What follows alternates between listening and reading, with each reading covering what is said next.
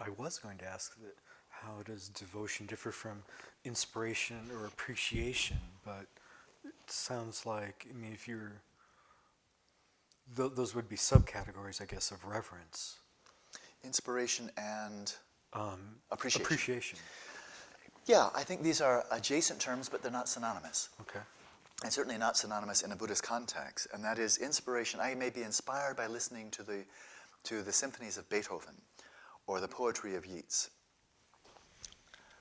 Did I say that right? Yeats. No, I think Yeats. So I'm rather gauche. In a rhetoric class, I had to do an oral interpretation. Keats and Yeats, that's what I was Bingo, missing, yeah. bingo. And it was just like, in my head, I kept saying, it's like, don't say Yeats, don't say Yeats. But I came out and I said, like, such and such poem by Yeats. I said, Yeats! Yeah, there we go. Yeah. So in any case, one may be inspired by a sunset, by poetry, by music, by literature, by another person's behavior. And one may have a deep appreciation for another's skill, talent, and so forth and so on. And these are wonderful feelings of the heart, especially if what one is appreciating and being inspired by is something really wholesome. The type of devotion that's meant in Shinrin Tenpa, devotion to a guru, certainly includes appreciation, certainly includes inspiration. I mean, if you're not inspired by your teacher, find another teacher. And if you don't appreciate the qualities of the teacher's teaching skills, qualities of the heart, qualities of wisdom, then find another teacher. And from my own perspective, I really don't follow teachers whose behavior I don't want to emulate. That's not true for all students. But for myself, there are enough superb teachers whose behavior I really would love to emulate that I'm going to stick with them. And there may be other superb teachers whose behavior is really pretty weird on occasion. And I acknowledge that they may be nevertheless superb teachers and have very great wisdom. But I'm going to follow teachers whose behavior I want to emulate. That's my personal choice. Yeah. And so in this devotion to the Guru, it's something beyond appreciation, although it includes that. It's beyond inspiration, although it includes that. It is a heartfelt trust. It's, as again, to give a crude metaphor, I've earned up this much money from years and years of hard labor, and I'd like to invest this so that I get some good dividends on it. And so with fear and trepidation, I turn this over to my financial advisor, and that's just money. Here we're taking my whole well-being in this lifetime and future lifetimes. And I'm not entrusting, like I turn it over and then now it's your job. That would Send me a statement. Yeah, that would be idiocy. And no good spiritual teacher says, oh yeah, just give your spiritual well-being to me, I'll take care of it. You know, well, no, that's ridiculous. But nevertheless, there's a sense of trust and deep, deep reliance, devotion. So it's beyond inspiration and appreciation. In what ways does it fuel one's spiritual path? In other words, what catalytic qualities does it have?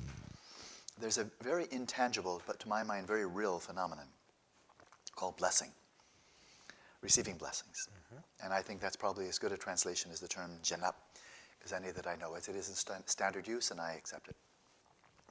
One can be blessed by land. I visited Padmasambhava's cave up above Samyeling. There's a blessing there. I've been to Bodh Gaya. There's a blessing there. I've read texts, classic meditation texts from the Tibetan Buddhist tradition, and feel there's blessing in the text. I've translated some of them. And I feel when I'm reading the text, I'm getting more than the words, more than information download. There's something there that is touching the heart. It's transformative. And that's the very nature of blessing, a power to transform, to bring about beneficial change. As that one can find blessing in a text, in an environment, a place, a monument, a statue, a tanka, one can also receive blessing very poignantly from a human being. And I think I've experienced that on many occasions. Whereas the physical presence of a teacher, and even if the teacher doesn't open the mouth, or it's just chit-chat, or light-hearted communication, feeling a blessing, feeling that kind of like I would put my hands here, that there's some warmth, some benefit, some blessing. It's a good word.